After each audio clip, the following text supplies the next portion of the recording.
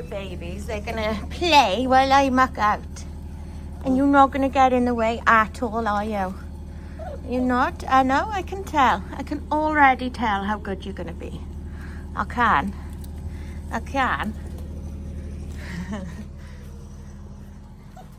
I know. It's even more fun now because Beast isn't in there. And the plan is to muck out. So there's nice tasty horse poop in there for you to figure out. Dogs love to eat horse poop.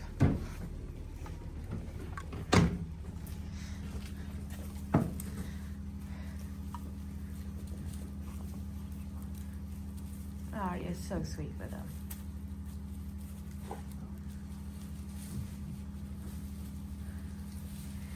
She's done feeding them, but she loves mothering them still.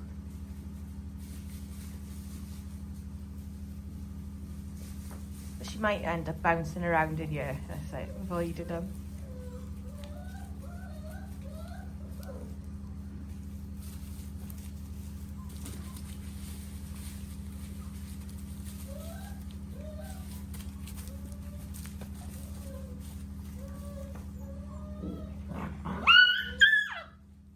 Squished his legs, man. You dead? Who's coming behind me? Oh, Mr. Blue, Mr. Light Blue. Mr. Light Blue, you're a sweetheart, aren't you? He fell. Oh, whoa, whoa. Oh, whoa. You're gonna go, whoa, whoa. You're such a chatter. You're so talky. You're such a talker. You're such a talker. Yeah.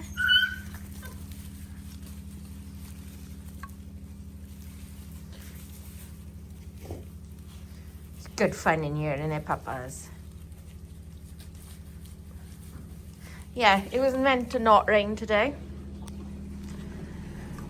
And okay, it's not raining hard. But it's drizzled to a slightly heavier drizzle all day. So I'm gonna get these few puppies remaining. So we got purple, green and blue. I'm sure blue was just over there. I could be wrong. Got the stragglers. There's Mr. Orange over there. Mr. Yellow just crossed over. We got Mr. Green. Oh, Mr. Pink. She got Mr. Pink. He's a handsome boy. What? She got boop. Oh, got Phil and Mr. Blue. We got Miss Purple. She got Miss Purple. So yeah, gotta figure out a name for you. So Miss Purple. Bonus points for names from musicals and or books. I say and or. But you know what I mean, because some musicals are based on books and some books are based on musicals.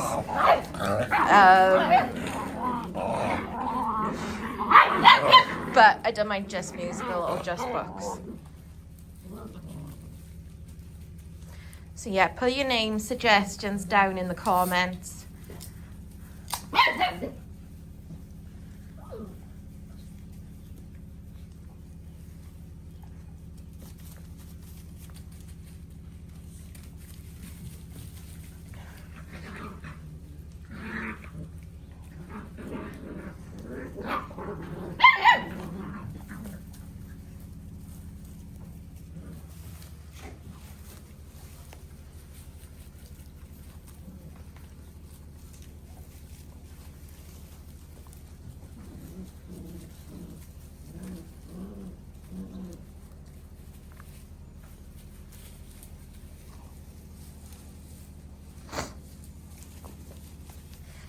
So yeah, we were talking a little bit on the live about sort of prospective buyers. Now, as a breeder, if people inquire about the breed and they say they've done a lot of research, but then they spell the breed wrong, instantly, it's like, no.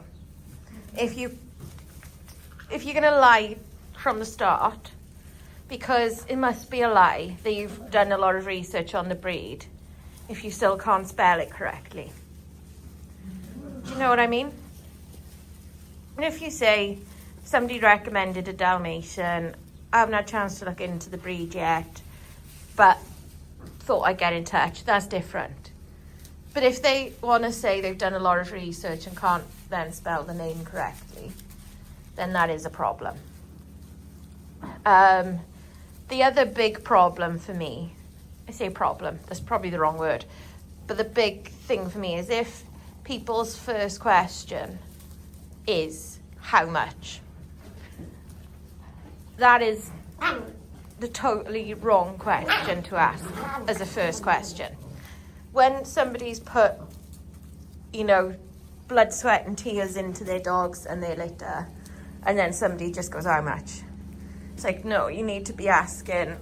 When I spent hours researching pedigrees and lines and training my dogs and spent money on health testing and all the rest of it, you know, and all of that can contribute to the price. I'm not saying. Not always, but you should be asking, what are the puppies like? You know, what are their temperaments like? I'm looking for this sort of temperament in a puppy, in a dog. What are mum and dad like? What are mum and dad like around strangers, around in new environments, around other dogs? What have you done with mum and dad other than breed from them? Coco Pop, why are you pulling haylage out of the net? It's so strange. What health testing have you done? Have you, either mum or dad, had any health issues or concerns? Have the offspring of mum or dad had any health issues or concerns? What about the extended family? Because all of these things, you think you're paying the cheapest part of your dog, your future dog, is buying it as a puppy. Because they're going to cost money to feed, they're going to cost money to insure, and, you know, potentially money at the vets. So asking about health, temperament, because obviously if they've got a bad temperament and you've got to spend a fortune on training and equipment, and your happiness in your life with your dog is greatly restricted because you've got a reactive dog that's also nervous in new situations. You've got a dog that's got separation anxiety that chews up your sofa and costs you thousands of pounds in new sofas, but also potentially thousands of pounds in vet fees to get bits of that sofa removed from their stomach because it's blocked. You know, these are just some examples. You know, if gastric issues are a big thing in your line, they're not in this line, then that could cost a fortune in a specialised diet because of it. Can you see where I'm going with all of this? Like, and also, who wants a dog that's really ill if it accidentally eats the wrong ingredient? Nobody. Who wants a dog that can't go on long walks or jump, you know, in and out of cars because it's got bad joints or a bad back? Who wants a dog that they can't take out in public, let off lead and let them run and have fun and be around other dogs because it's going to kill them? Nobody. But that's why asking how much as your first question is the wrong question to ask. I'm not saying it's the question you should never ask. I'm just saying it's the wrong one. Because by choosing the right breeder, a good breeder, Sorry, apparently I run out of memory on my phone.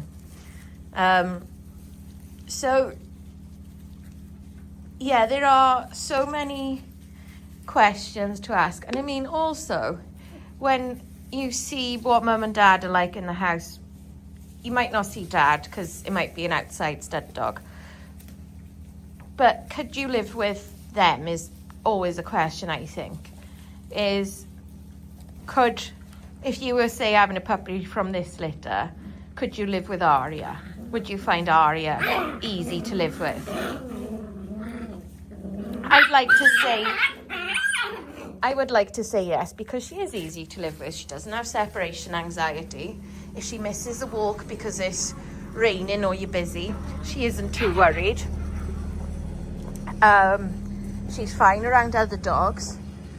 She's fine around people. She's fine in new places. You know, she is a sensitive and a worrier.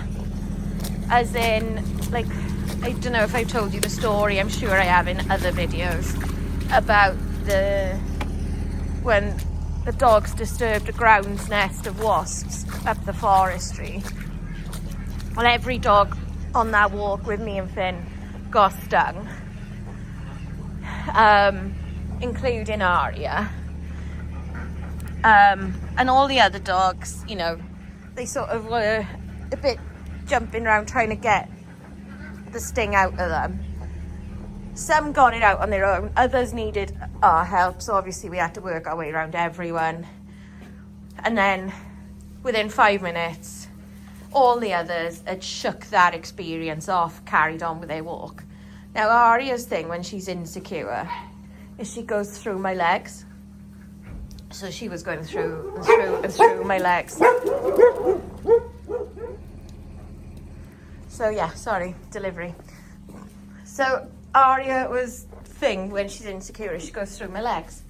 So for the rest of that walk, which was at least another hour and a half, I'd say, from that point, I can't remember if we even got a bit fed up about, you know, after being stung, that we may turn back sooner, but call it an hour. But it's probably more. So she just went through my legs for the remainder of that walk, because her brain was just like, I've got stung and I've never got stung on a walk before and it was terrible and I don't like it, and it's just worried. So that's what I mean by sensitive.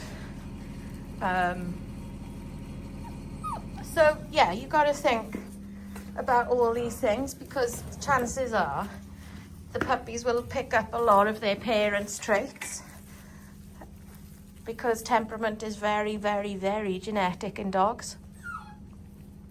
So anyway, I'm sure I've rambled on for long enough now. I shall see you all soon. Bye.